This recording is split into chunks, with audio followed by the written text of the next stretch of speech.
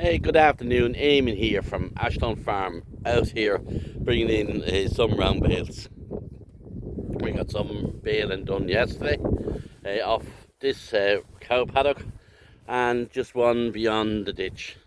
There are just paddocks that was gone a tiny little bit strong for the cows, and we took them out to bale them for silage. So we made excellent silage on it. It was lovely, short, very green grass, well wilted, and baled in perfect condition. James came yesterday evening and baled them, so I took them in some of them last night or yesterday evening, and the rest of them today. So we made a small amount of them off these two paddocks. We have another paddock out here that we have mowed. It's half of where the cows are today, and grass is getting probably too strong in front of the cows. But along with that is we want to try to take out as much of this high quality grass to make silage and put it into the bales rather than put it into the pit. And there's another paddock out in Kieran's as well that's going to be picked up as well. But our aim is try to make between 80 and 100 very good high quality round bale silage, maybe up around in 75 plus up to maybe 80 DMD, and that is to feed the cows in the spring when they go to grass after calving. So we'll have pit silage done in another week or two, and that'll do to feed the dry cows, and probably in the autumn if we want to.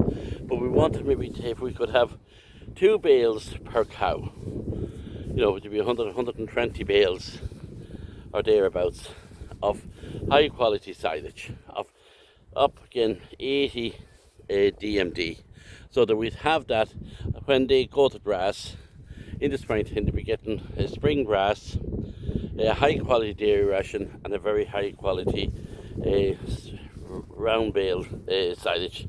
As you see it there, it's absolutely beautiful grass. And today it's excellent day for having silage down.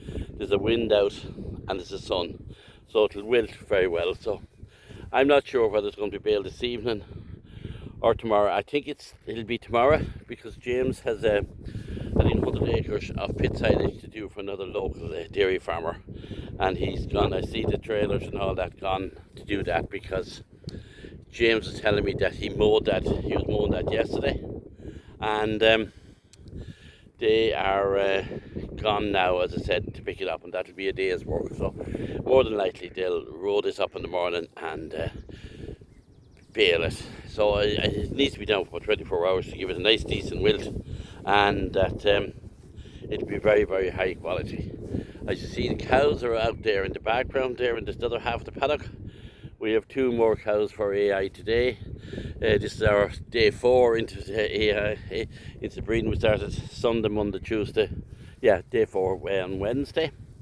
And so far so good. I don't know rightly how many there is. There was 5, I think it was just 7 one day and 4 and 5s and a few again yesterday. So I'd say we're up around the 15, 16 presented for breeding so far, and only day 4. So at the end of the week we hope to get to around 20, 21, and that, and you'd be expecting to have a third of them that will show heat. So we'll be breeding up over 70, 71 or 2 between heifers and cows. I think maybe 75 I think Kenneth is presented for breeding, and of course they'll all won't hold, and there'll be then whatever doesn't hold it, then there'll be some that will be taken out as well, that probably we might necessarily keep them as calf down, and we'll decide all that later on. So the first thing is to make sure present as many cows and heifers as possible in the first 6 weeks for our breeding and get our numbers up. But as well, we need to focus very much as well on making sure that we have high quality feed for them next spring, along with the high quality grass. And that's what we're doing here today. And you see the paddock that has been mowed and picked up there. They were just finished picking up the bales. I expect the fertilizer will be going on that, and I think Kenneth's going to put slurry on it as well. So I have to go and agitate slurry. Kenneth is just gone into Mullingar to some business. It myself today, and I'm just finished the bales, and now I want to go and give the calves some nuts and agitate the slurry, and we'll probably put out some waterish slurry. Well, not very water, but good the slurry out on some of those paddocks now as well. So whenever David comes. And I want to apologise for my last video.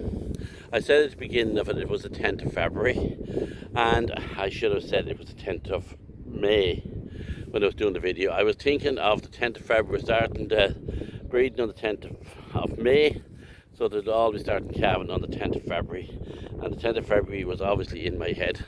Some good humoured guy put up, sent me a message. He was a drunk that it was the 10th of February, but I think it was all meant in good in as a joke, and I took it as a joke as well. So I apologise to anybody that I misled, which I don't think I really did. I think, you know, it was a slip of the tongue.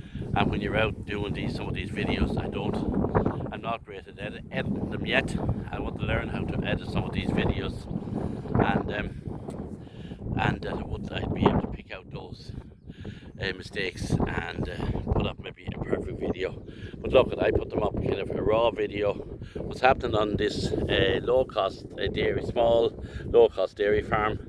Their videos are raw. They're honest, and I'd like to just get probably a real good for you to get a good look and a good insight into what happens on Ashland Farm.